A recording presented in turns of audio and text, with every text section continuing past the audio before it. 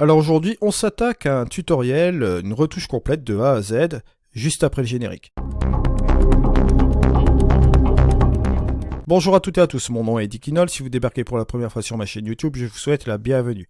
Ici, on parle de post-production traditionnelle et créative, sur les logiciels de post-production en règle générale, et bien sûr, la photographie. Alors aujourd'hui, on va s'intéresser à Capture One Pro 21 pour faire cette retouche. Je vais faire une retouche de A à Z de cette photo avec une différence haute lumière et ombre assez marquée. On voit une dynamique qui est pas trop mal au niveau de l'image, bien sûr. Alors on va la développer, vous allez voir, en quelques étapes. On va faire une retouche de A à Z assez tranquille, d'accord. Alors la première chose qu'on peut constater, on a une zone d'ombre qui est fortement marquée ici. Et on a un histogramme, forcément, bon, vous voyez la dynamique, on retrouve un petit pic ici de haute lumière qu'on va retrouver ici.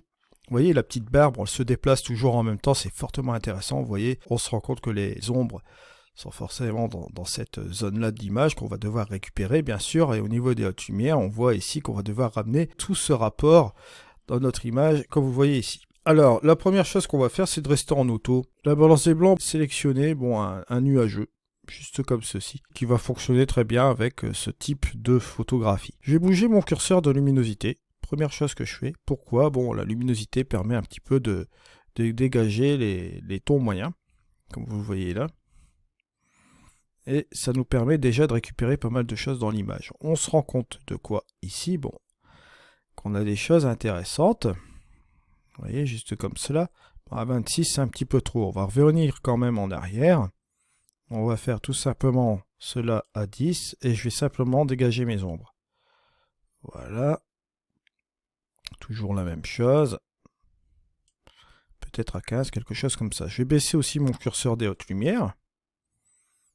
Voilà, cette fois-ci, je ne vais pas hésiter à le baisser pour regarder un petit peu la différence que j'ai dans ces nuages, pour conserver un petit peu ces détails. Et vous voyez que, bon, là, en quelques minutes, si je fais la petite différence entre le avant et le après, on a quelque chose d'un petit peu plus cohérent et un peu plus sympa comme ça. Là, ce que je vois, c'est que dans ma lumière ici, la couleur, la luminosité ici, qu'on voit là, je vais apporter quelque chose de plus dans ma balance des blancs. Rajouter une petite touche de magenta, juste un petit peu, voilà, pour modifier un petit peu l'ambiance de mon image. Et je vais revenir un peu sur mon curseur jaune, un peu en arrière, pour garder cette ambiance-là qui me plaît un peu mieux. Voilà. Au niveau du cadrage, on va pas vraiment recadrer, on va laisser l'image telle qu'elle est là. Je ne peux pas faire un recadrage en 16 neuvième parce que j'ai cette partie-là du nuage qui m'intéresse. Ici, j'ai sur mon premier plan un rocher que je ne veux pas couper, d'accord, puisqu'il est vraiment acteur dans ma photo aussi, ce premier plan-là, donc je ne veux pas le sacrifier en prenant un 16 neuvième, juste comme ceci. Je vais le laisser, on va dire, tel quel cette composition. Si je regarde par ailleurs cette composition, j'ai toujours cette falaise qui est ici, qui me permet un petit peu de garder cet effet de profondeur. On a bien évidemment ce petit îlot qui est là, ces petites roches, d'accord, qui nous permet aussi de ramener quelque chose d'intéressant à la composition. Dans le premier plan, vous avez également cette partie-là, et cette orientation qui va vers le rocher, on le voit clairement dans la composition. On a une petite aide, ici et là, pour aller justement sur cette petite partie de rocher qui est là. Bien évidemment, notre œil sera attiré par la forte luminosité qu'on voit aussi également là. Ce que je vais faire, c'est que je vais faire quand même attention entre les séparations des deux. Ici au niveau des hautes lumières, je vais quand même revenir un petit peu en arrière là. Dégager encore un petit peu mes ombres quand même. Voilà, juste comme ceci, pour avoir un certain équilibre entre les deux ensembles comme on voit là. Ce que je peux faire pour amener encore plus de présence au niveau de mon ciel, c'est tout simplement prendre un filtre gradué qu'on va simplement descendre, tout simplement comme ceci. Je vais m'apprêter avec la luminosité, voilà. Je vais me descendre encore un petit peu plus sur la ligne d'horizon, juste comme ceci, pour pas que ce soit trop abrupt avec la ligne que vous voyez là, pour pas avoir une séparation un petit peu trop artificielle. Donc là, par définition, je vais aller dans la plage Luma, je vais activer mon masque. On voit ici qu'une partie du masque recouvre cette partie des ombres. Ce que je vais faire, c'est que je vais chasser un petit peu cette partie-là, un petit peu plus. Et je vais faire une transition, voilà, légère, pour affecter un petit peu cette partie des ombres-là, et ici aussi également, pour que ce soit progressif, vous voyez, au niveau de la transition du ciel, et la partie là au niveau de l'eau, puis au niveau de, comment dirais-je, de la falaise. Voilà, si on fait la petite différence avant-après, ce qui est intéressant ici, regardez, on a le avant et on a le après. On a déjà quelque chose d'intéressant sur quoi travailler, on va dire. Maintenant, on va faire un petit peu tout ce qui est fignolage, on va dire, au niveau de cette photo. Première chose que je vais faire, c'est apporter de l'intérêt à cette roche. Alors cette fois-ci, je vais afficher un nouveau calque vierge. Je vais prendre une brosse magique. Clic droit ici. L'opacité, je vais le laisser à 100. Bon, la taille, je vais la mettre à 2, à une petite taille. Tolérance à 1. Et hop, je vais sélectionner cela. Je vais appuyer sur la touche M quand même pour afficher le masque. Voilà qui est relativement intéressant. On va prendre ce truc-là aussi, là. Ça aussi. Là.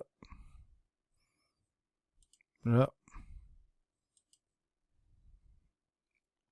On va donner essentiellement quelque chose ici de plus important sur cette roche-là.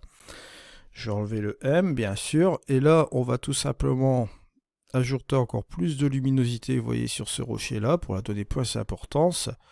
Et là, je vais lui mettre un petit peu de structure. Et un petit peu de clarté. Voilà. Ici, en zoomant ce que ça donne, on pourrait très bien voir sur la structure. Bon, la clarté de la structure, bon là, je peux la booster encore un petit peu plus. Voilà, c'est beaucoup plus sympa comme ça. Comme c'est localisé, on va pouvoir s'amuser un peu. Voilà, juste comme ceci. On va lui donner de l'importance à ce rocher-là. On peut faire la différence ici, vous voyez, avant, après. Ce qui est relativement intéressant. Rien qu'avec la brosse magique, vous voyez, on a rapporté quelque chose de vraiment intéressant. Maintenant, je voudrais faire un petit dodge and burn assez rapide. On va faire appel au style de pinceau. Alors, style de pinceau, on va tout simplement faire du dodge and burn. Alors, on va prendre un burn. Et on va tout simplement interagir ici. Vous voyez, il me génère automatiquement un calque, comme vous voyez là. On va aller un petit peu ici pour faire une petite séparation. Je vais faire un peu de relief. Comme on a l'habitude de le faire, on va assombrir certaines zones pour un peu détacher et lui donner un petit peu d'attribut au niveau de notre image. Vous voyez, juste un peu comme ceci. Là, même sur le côté du rocher, ce que je peux faire, c'est faire une petite séparation aussi également, légère. Là, on a quelque chose ici où on pourrait accentuer également. Le but étant de vraiment ramener un relief particulier au niveau de notre image et vraiment de séparer un peu les choses. Si vous faites la petite différence, regardez avant, après, on a quelque chose de relativement intéressant. Et n'oubliez pas, vous avez toujours l'opacité qui vous permet de faire un petit réglage ici. Vous pourrez revenir par exemple à 60 pour être un peu moins violent. Ensuite, on va faire de même. On va tout simplement aller sélectionner un dodge. Et là, cette fois-ci, on va aller éclaircir certaines zones de l'image. Par exemple, un petit peu là. D'accord. Juste comme ceci. On va accentuer ici. Là, j'ai travaillé avec la brosse magique, donc je ne vais pas y toucher. C'est pas ce que je veux faire au niveau de attirer l'attention. Là, cette petite partie-là, légère. La première partie que vous voyez ici de la roche qui peut être intéressante, un petit peu à l'arrière. Sur cette première partie que vous voyez ici, vraiment quelque chose, on va dire, de léger. Si on fait la différence, regardez avant-après, on a quelque chose d'intéressant. On peut revenir aussi en arrière, juste comme ceci. Si vous faites la petite différence, regardez, entre le avant et le après, vous voyez qu'on obtient un résultat qui est intéressant. Maintenant, ce qu'on peut faire, c'est tout simplement finaliser un peu l'ensemble. Puisque là, ici, je ne vais pas vraiment jouer sur trop de paramètres sur l'image. On a une luminosité qui ramène ici, bon, on a ce petit rocher là dont on a ramené un peu l'importance, d'accord. On a tous ces éléments qui se marient bien ensemble finalement. Et là, donc, ce que je vais faire, c'est simplement fermer. Et là, ce qu'on va faire ici, avec ce masque radial là, on va rajouter un calque vierge, juste ici. Là, on va baisser la luminosité. Voilà.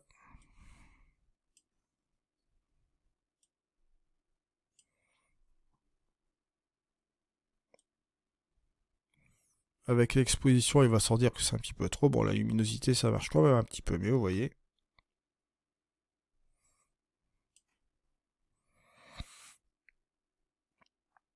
Bien centré sur le rocher.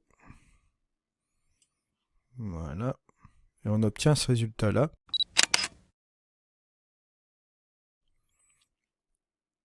Et si on regarde cela au diaporama,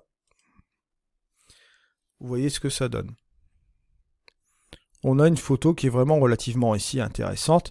Après, on peut très bien aussi regarder ce que ça peut donner avec la fenêtre d'exportation. En TIFF, par exemple, avec la netteté, bon, et vous exportez l'image comme cela, vous avez déjà une image qui est fortement agréable. Ou si vous voulez faire aussi l'épreuvage à partir d'ici, vous pouvez le faire aussi également. Vous aurez bien évidemment l'aperçu en TIFF A3, comme il a été préalablement sélectionné, utiliser un JPEG, etc. pour voir ce que ça pourrait donner en sortie. Donc vous le voyez là.